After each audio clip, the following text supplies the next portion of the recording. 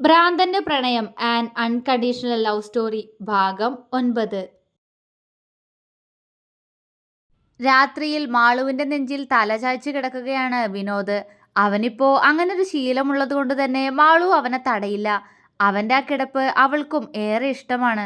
വിനോദ് എന്തോ കാര്യമായ ആലോചനയിലാണ്. മാളു അവന്റെ തലമുടിയിലൂടെ തലോടുന്നുണ്ടെങ്കിലും അവളുടെ ചിന്തകളും മറ്റെവിടെയായിരുന്നു. ഗായു, നമുക്കുണ്ടല്ലോ അമ്പലത്തിൽ പോവാ നാളെ. നമ്മൾ ഒരുമിച്ച് ഒത്തിരി നാളായില്ലേ അമ്പലത്തിൽ പോയിട്ട്. അപ്പൊ നാളെ പോവാ? വിനോദ് അങ്ങനെ തന്നെ കിടന്നുകൊണ്ട് അവളോട് സന്തോഷത്തോടെ ചോദിച്ചു. കുറച്ചു നേരം കഴിഞ്ഞിട്ടും അവളിൽ നിന്നും മറുപടി ഒന്നും കേൾക്കാഞ്ഞതും അവൻ മെല്ലെ മുഖമുയർത്തി അവളെ നോക്കി. തന്നെ നോക്കാതെ അവൾ വേറെ എന്തോ ചിന്തയിലാണെന്ന് കണ്ട അവന്റെ മുഖം വീർത്തു. അവൻ വീർത്ത മുഖത്തോടെ അവളെ സൂക്ഷിച്ചു നോക്കി. എന്നിട്ടും അവൾ ശ്രദ്ധിക്കുന്നില്ല എന്ന് കണ്ടതും എങ്ങനെ അവൾ തന്നെ നോക്കുമെന്നാണ് അവൻ ചിന്തിച്ചത്. ദേഷ്യത്തോടെ അവന്റെ കൈകൾ അവളുടെ ഇടത് മാറിടത്തിൽ അമർന്നത് പെട്ടെന്നാണ്. മാളു ഞെട്ടി. എന്താ എന്താ ഉണ്ണിയേട്ടീ കാട്ടിന്? അവൾ പതർച്ചയോടെ ചോദിച്ചു. അവന്റെ കൈകൾ അപ്പോഴും അവിടെയാണ്. അവനൊന്നും ഉദ്ദേശിച്ചല്ല അങ്ങനെ ചെയ്യുന്നതെന്ന് അവൾക്ക് മനസ്സിലാവുന്നുണ്ടെങ്കിലും ആ പ്രവൃത്തികൾ അത്രയും ആ പെണ്ണിനെ കൊണ്ട് മറ്റെന്തൊക്കെയോ തോന്നിപ്പിക്കുന്നുണ്ട്. അവൾ ചോദിച്ചതും അവന്റെ മുഖം ഒന്നുകൂടി കനത്തു. മാളു കാര്യമറിയാതെ അന്തം വിട്ടു. അവൾ അവന്റെ മുഖത്തേക്ക് തന്നെ നോക്കി. എന്തേ? ഇത്തവണ അവളുടെ ശബ്ദം അത്രമേൽ ആർദ്രമായിരുന്നു. ഗായു, എന്താ ഞാൻ ചോദിച്ചതിന് മറുപടി പറയാത്തെ? അവൻ പരിഭവത്തോടെ ചോദിച്ചു. ഉണ്ണിയേട്ടൻ എന്താ ചോദിച്ചേ? ഞാൻ കേട്ടില്ല. സോറി ഉണ്ണിയേട്ടാ, അവൾ കൊഞ്ചലോടെ പറഞ്ഞു. പക്ഷെ അവന്റെ മുഖം ഗൗരവത്തിൽ തന്നെയായിരുന്നു. എന്റെ ഉണ്ണിയേട്ടൻ എന്നോട് പിണങ്ങിയിരിക്കുകയാണോ? അവൾ പതിയെ ചോദിച്ചു. ആ, പിണക്കാ. അവൻ പെട്ടെന്ന് തന്നെ മറുപടി പറഞ്ഞു. ആണോ? എന്റെ ഉണ്ണിയേട്ടൻ ഗായുവിനോട് പിണങ്ങിയില്ലേ? അവളിൽ കുറുമ്പ് നിറഞ്ഞു. ആ, പിണങ്ങി. എന്താ, ഞാൻ പറഞ്ഞത് ഗായു കേട്ടില്ലേ? അവൻ ദേഷ്യത്തോടെ ചോദിച്ചു. ഹമ്പോ, എന്റെ ചെക്കൻ നല്ല ദേഷ്യത്തിലാണല്ലോ. അവൾ പറഞ്ഞുകൊണ്ട് അവന്റെ കവിളിൽ പിച്ചി. അവൻ അവളെ കൂർപ്പിച്ചു നോക്കി. വേണ്ടല്ലോ, ഗായു എന്നെ പിച്ചണ്ട, ഞാൻ മിണ്ടൂല. അവൻ അവളുടെ കൈ തട്ടി മാറ്റി പരിഭവത്തിൽ പറഞ്ഞു. മാളു ചിരിച്ചുപോയി. അവളുടെ ചിരി കണ്ട അവന്റെ മുഖം ഒന്നുകൂടി വീർത്തു. എന്തിനാ ചിരിക്കണേ? ചിരിക്കണ്ട, അവൻ ദേഷ്യത്തോടെ പറഞ്ഞു. ഒരുവിധം ചിരി ഒതുങ്ങിയതും അവൾ കുറുമ്പോടെ അവനെ നോക്കി. എന്താ? അവനിൽ ഗൗരവം. എന്റെ പൊന്നോ, എന്റെ ഉണ്ണിയേട്ടനപ്പോ ശരിക്കും ഗായുവിനോട് പിണങ്ങിയില്ലേ? അവൾ വീണ്ടും ചോദിച്ചു. ആ, പിണങ്ങി. പിണങ്ങിന്ന് പറഞ്ഞാ പിണങ്ങി പിണങ്ങി പിണങ്ങി, അവൻ വീറോടെ പറഞ്ഞു. അവൾ ചിരിച്ചു. ഗായു? അവന്റെ സ്വരം പെട്ടെന്ന് ആർദ്രമായി. അവൾക്ക് മൂളാൻ മാത്രമേ കഴിഞ്ഞുള്ളൂ. ഗായു എന്താ ഞാൻ പറയുന്ന കേൾക്കാതെ എന്തോ ഓർത്തോണ്ട് കിടന്നേ? അവനിൽ വീണ്ടും പരിഭവം കലർന്നു. മാളു അവനെ നോക്കി. ഈശ്വര, ഈ ഉണ്ണിയേട്ടന് ഓരോ സമയത്ത് ഓരോ സ്വഭാവമാണല്ലോ. അവൾ ചിന്തിച്ചുപോയി. അവളുടെ ചുണ്ടിൽ അതിന്റെ ഫലമായി ഒരു പുഞ്ചിരി തെളിഞ്ഞു. പറയൂ ഗായു, ഞാൻ പറയുന്നത് ഗായു കേൾക്കണ്ടേ? പക്ഷെ ഗായു കേട്ടില്ലല്ലോ. അവന്റെ മുഖം വീർത്തു. സോറി. അവൾ അവന്റെ കവിളിൽ കൈവച്ചുകൊണ്ട് പുഞ്ചിരിയോടെ പറഞ്ഞു. അവന്റെ മുഖം തെളിഞ്ഞു. സാരല്ല കേട്ടോ, നമുക്ക് നാളെ അമ്പലത്തിൽ പോവാ. അതാ ഞാൻ ചോദിച്ചു നിന്നോട്. അവൻ സന്തോഷത്തോടെ പറഞ്ഞു. അയ്യോ ഉണ്ണിയേട്ടാ, അമ്പലത്തിലൊന്നും പൊക്കൂടാ. ഉണ്ണിയേട്ടനെ അമ്മ വിടില്ല. അവൾ ടെൻഷനോടെ പറഞ്ഞു. ഉണ്ണിയുടെ അമ്മ വിടും. ഉണ്ണിക്ക് പോണം. എന്നെ ഇതിൻ്റെ അകത്തന്നെ എന്തിനങ്ങനെ ഇരുത്തണേ? എനിക്ക് പോണം, അവൻ ഗൗരവത്തോടെ പറഞ്ഞു. മാളു അവനെ വിഷമത്തോടെ നോക്കി. എനിക്ക് പോണം, ഗായുവിൻ്റെ ഒപ്പം വരിക വേണം, അവൻ ഉറപ്പിച്ചു പറഞ്ഞു. ഉണ്ണിയേട്ടാ, അവൾ ദയനീയമായി അവനെ വിളിച്ചു. നമുക്ക് നാളെ പോവാൻ ഗായു. ഉണ്ണിയേട്ടന് കൊതിയായിട്ടല്ലേ? ഒരീസം ഞാൻ ഇതേപോലെ അമ്പലത്തിൽ ഒറ്റയ്ക്ക് പോയിട്ടോ. അന്ന് ഉണ്ണിയുടെ അമ്മ ഇവിടെ ഉണ്ടായിരുന്നില്ല, അവൻ പറഞ്ഞിട്ട് അവളുടെ മുഖത്തേക്ക് നോക്കി. എന്റെ ഈശ്വര, എന്നിട്ടോ? അവൾ ആശങ്കയോടെ ചോദിച്ചു. അന്നുണ്ടല്ലോ, ഉണ്ണിക്ക് ഈശ്വരനെ കാണാൻ പറ്റിയില്ല. ആ ഗൗളിയില്ലേ, അവള് കണ്ടു വഴിയിൽ തന്നെ. അവൾ എന്നിട്ട് ആൾക്കാരോട് പറഞ്ഞിട്ട് അവരെല്ലാരും കൂടെ എന്നെ പിടിച്ച് ഇങ്ങോട്ട് തന്നെ കൊണ്ടുവന്നു. അവൻ പല്ല് കടിച്ചു. അതെന്തിനാ ഗൗരി അങ്ങനെ ചെയ്തേ? അവൾ സംശയത്തോടെ ചോദിച്ചു. അതോ, അവളുണ്ടല്ലോ, അവൾ എന്നെ കണ്ടപ്പോ വന്നിട്ട് എന്റെ കയ്യിൽ പിടിച്ചു. ഉണ്ണിക്കത് ഇഷ്ടായില്ല. ഉണ്ണി അവളുടെ കയ്യിൽ കടിച്ചു, അവൻ ചിരിയോടെ പറഞ്ഞു. മാളുവിന്റെ കണ്ണു മിഴിഞ്ഞു. ഉണ്ണിയേട്ടൻ എന്തിനാ അവളെ കടിച്ചേ? പാവം, മാളു സങ്കടത്തോടെ പറഞ്ഞു. എനിക്ക് അവളെ ഇഷ്ടല്ല. വിനോദ് ദേഷ്യത്തിലാണ് പറഞ്ഞത്. അതെന്താ ഇഷ്ടല്ലാത്തെ? അവളുടെ നെറ്റി ചുളിഞ്ഞു. എനിക്കിഷ്ടല്ല. അവളുണ്ടല്ലോ, എന്നെ കാണുമ്പോഴേക്ക് ചിരിക്കും, എൻ്റെ അടുത്തേക്ക് വരാൻ നോക്കും. എനിക്കിഷ്ടല്ല. അവന്റെ മുഖം ദേഷ്യത്താൽ ചുവന്നു. ശരി ശരി, സാരല്ല കേട്ടോ. ഉണ്ണിയേട്ടൻ സമാധാനപ്പെട്. ഞാൻ നാളെ ഉണ്ണിയേട്ടൻ അമ്മയെ പറഞ്ഞ് സമ്മതിപ്പിക്കാം.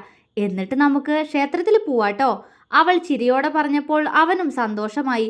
അവൻ തല കുലുക്കി. പതിയെ അവളുടെ മാറിലേക്ക് ചാഞ്ഞു. മാളു അവനെ ചിരിയോടെ നോക്കിക്കിടന്നു. പക്ഷെ വിനോദിന് എന്തോ ഒരു അസ്വസ്ഥത. അവളുടെ ധാവണിയുടെ ദുപ്പട്ട അവന്റെ മുഖത്ത് വല്ലാതെ ഉരഞ്ഞു കൊള്ളുന്നു. അവൻ മുഖം തിരിച്ചു കിടന്നിട്ടും അങ്ങനെ തന്നെ. വിനോദ് പെട്ടെന്ന് കമിഴ്ന്നു കിടന്നുകൊണ്ട് അവളുടെ മാറിൽ നിന്നും ദുപ്പട്ട നീക്കി അങ്ങോട്ട് മുഖം അമർത്തിക്കിടന്നു. മാളു ശ്വാസം പിടഞ്ഞതുപോലെ അവനെ ഒന്ന് നോക്കിപ്പോയി. ശരീരമാകെ വിറച്ചത് അവൾ അറിഞ്ഞു. ഉണ്ണിയേട്ടാ, മാള് വിക്കിക്കൊണ്ട് വിളിച്ചു. അവൻ അവളെ മുഖമുയർത്തി ദേഷ്യത്തോടെ നോക്കി. ഇതെന്റെ മുഖത്ത് കൊള്ളുന്നു, സുഖല്ല, ഇത് മാറ്റ്, അവൻ ഗൗരവത്തിൽ പറഞ്ഞു. മാളു അവനെ മിഴിച്ചു നോക്കി. എന്തു മാറ്റാൻ? ഈ തുണി മാറ്റ്, കൊള്ളിലത്, ഉണ്ണിയേട്ടന് മുഖം നോവുന്നു. അവൻ ചുണ്ടു ചുളുക്കി.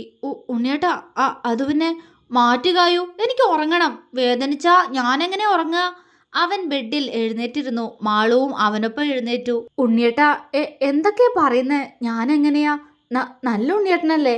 മാളു ദയനീയമായി ചോദിച്ചു. നല്ലതാണല്ലോ, എനിക്ക് നോവുന്നു കായു, ഇത് വേണ്ടല്ലോ, മാറ്റ് മാറ്റ്. അവന്റെ വാശി കൂടി. അവനോട് ഇനിയും ഒന്നും പറഞ്ഞിട്ട് കാര്യമില്ല എന്ന് മാളുവിന് മനസ്സിലായി. പിടയുന്ന മിഴികൾ അവനിൽ നിന്നും മാറ്റി അവൾ തോളിൽ കുത്തിയിരുന്ന പിൻ വിറയലോടെ അഴിച്ചു മാറ്റി. വിനോദ് അത് അഴിച്ചിട്ട് വേണം ഒന്ന് കിടക്കാൻ എന്ന പോലെ അവളെ ഗൗരവത്തോടെ നോക്കുന്നുണ്ട്.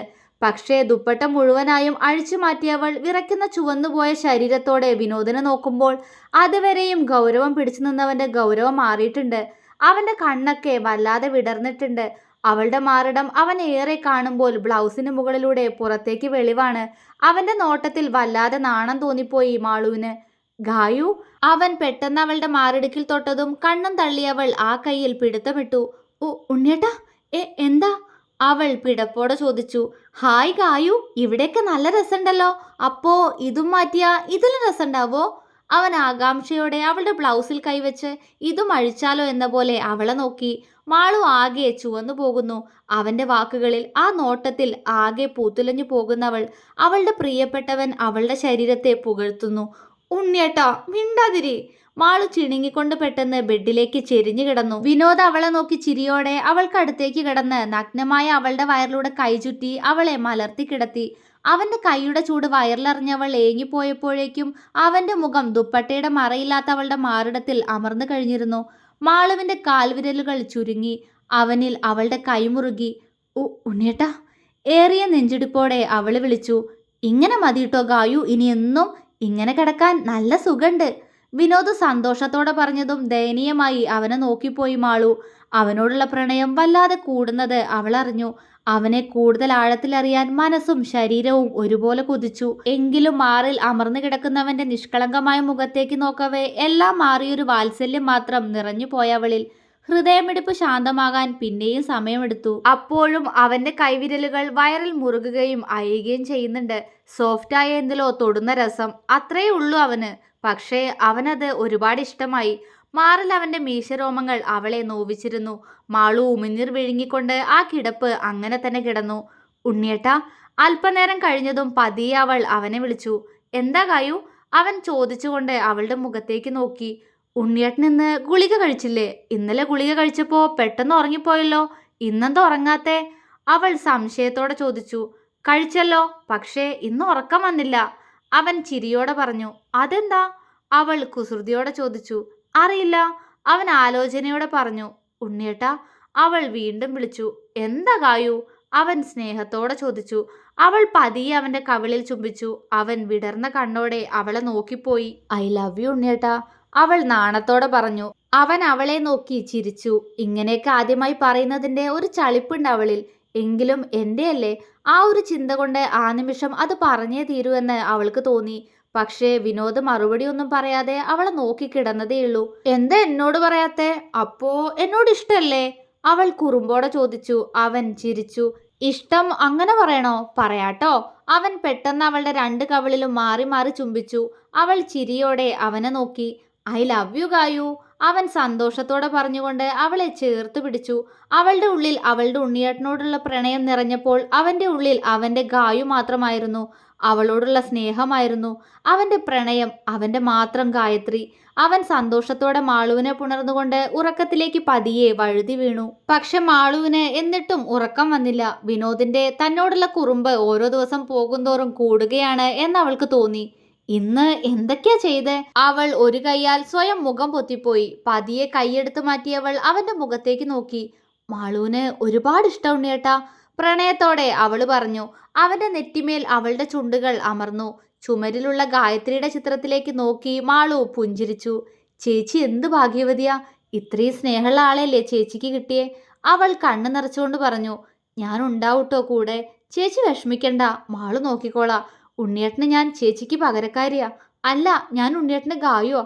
പക്ഷേ എനിക്ക് അങ്ങനെയല്ലല്ലോ, എനിക്ക് എൻ്റെ ഉണ്ണിയേട്ടനാ ഒരുപാട് ഇഷ്ടം എനിക്ക്. മാളുവിന്റെ വേദനയുണ്ടായിരുന്നു ആ വാക്കുകളിൽ. അതിനേക്കാൾ വിനോദിനോടുള്ള പ്രണയമുണ്ടായിരുന്നു. അവനെ നഷ്ടപ്പെടുത്താൻ ആഗ്രഹിക്കാതെ എന്നും ഇങ്ങനെ സ്നേഹിച്ച് സ്നേഹിച്ച് കഴിയാൻ തോന്നുന്ന അത്രയും ഇഷ്ടം തോന്നി അവൾക്ക്. ഉറക്കത്തിൽ അവന്റെ മുഖം അവളുടെ മാറിടുക്കിലേക്ക് ഒന്നുകൂടി ചേർന്നതും വിറച്ചുകൊണ്ട് കണ്ണുകൾ ഇറുക്കിയടച്ചു മാളു. അവനെ തടയാനോ തള്ളി മാറ്റാനോ കഴിയില്ല അവൾക്ക്. അവളുടെ പ്രണയമാണവൻ, മാളുവിന്റെ മാത്രം ഉണ്ണിയേട്ടൻ. തുടരും.